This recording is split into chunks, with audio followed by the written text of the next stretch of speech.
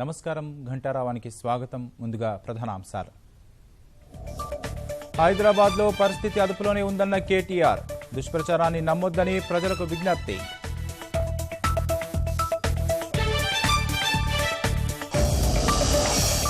వర్ష బీభత్సంతో జలమయమైన నివాస ప్రాంతాలు, ముంపు ప్రాంతాల్లో స్వచ్ఛంద సంస్థల సేవలు.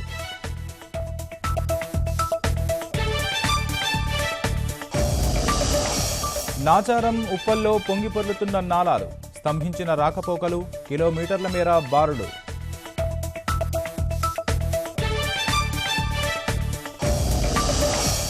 వరద రాకతో ప్రాజెక్టులకు జలకళ, పంట పొలాలకు చేరుకున్న సింగూరు నీరు.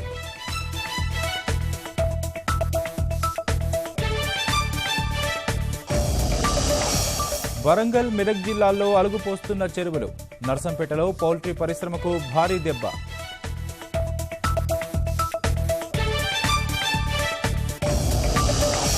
బంగాళాఖాతంలో కొనసాగుతున్న అల్పపీడనం, మరో 2 రోజుల పాటు వర్షాలకు అవకాశం.